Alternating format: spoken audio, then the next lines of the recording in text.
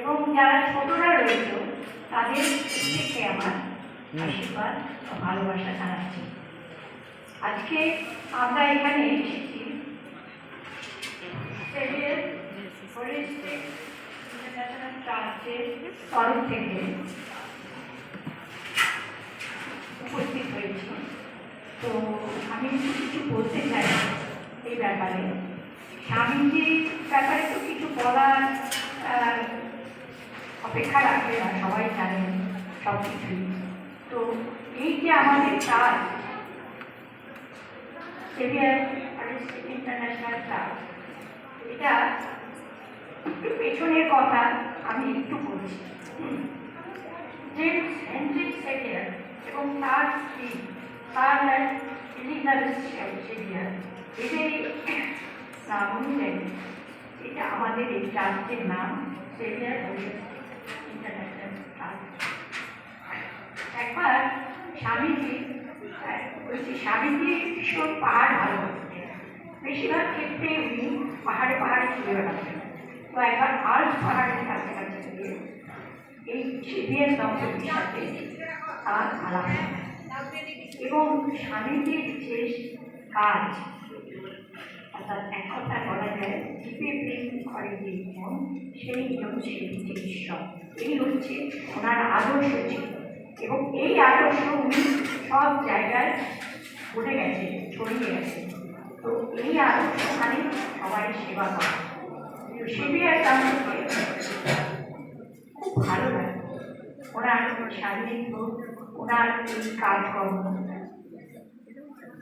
তো ওনারা স্বামীজির সাথে দেখা করেন এবং আলমোড়ার কাছে স্বামীজির কাজে অনুপ্রাণিত হয়ে আলমোড়ার কাছে ওনারা একটি আশ্রম স্থাপন করেন।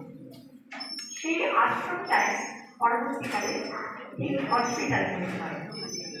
এই হসপিটালে সমস্ত রোগীদের সেবা করা হয়। কিন্তু কি বলছে, এটা একটা সব রকম চিকিৎসায় সেখানে করা হতো, কিন্তু চোখের চিকিৎসা সেখানে ছিল। তখন আমাদের এখান থেকে গিয়ে একটি দল, তারা ওখানে গিয়ে চক্ষু অপারেশন করে। 42 জনের চক্ষু অপারেশন করা হয় বিনা পারিশ্রমিকে এবং প্রত্যেকেই ভালো হয়ে যায়। তো সেইভাবে তারপর থেকে আমরা ওইখানে একটা এই অনুষ্ঠান থেকে আমরা একটি চার্চ গঠন করেছি, যেটা সেভিয়ার চার্চ নামে পরিচিত হয় এবং স্বামী বিবেকানন্দের অনুপ্রেরণা। আজকে যে অনুষ্ঠানটি হচ্ছে সেটি এই চার্চের পরিচালনায় আমরা এখানে আমরা সমবেত হয়েছি আমাদের তরফ থেকে।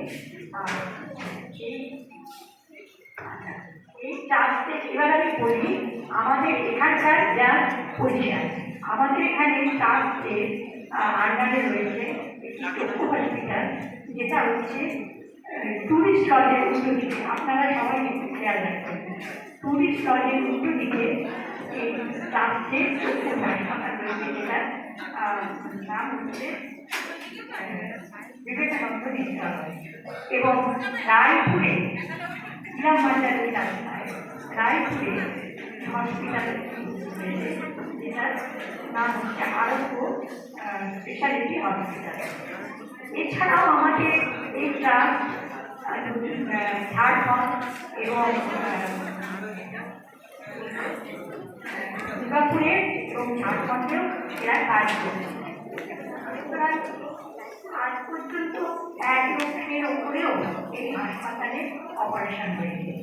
আজকে এইটুকু বললাম কেন, আমাদের ট্রাস্টের যে কী কাজ সেটা সবাই আপনারা ছোট বড় সবাই বুঝতে পারবেন এবং আপনারা সেটাকে খানিকটা অনুপ্রাণিত হবেন। আজকে শুনলাম বাচ্চারা, ছেলে মানুষরা বিবেকানন্দের উপরে বুঝবেন, খুব ভালো কথা এবং আমরা শুনবো। আশা করি সবাই এটাকে ভালো লাগবে। তার মতো মনীষী আজকের দিনে নেই বলতে গেলে, তিনি যে নিঃস্বার্থভাবে মাত্র 39 বছর বয়সে উনি চলে গেছেন, কিন্তু এইটুকু বয়সের মধ্যে আর যা কাজ সে আমরা এইটুকু সময়ের মধ্যে বলতেও পারবো না, বুঝতেও পারবো না। শুধু এইটুকু বলে রাখি যে তার কাজে অনুপ্রাণিত হয়ে ছোট বড় সকলেই আমরা অনুপ্রাণিত হই। নমস্কার, আমার আর কিছু বলা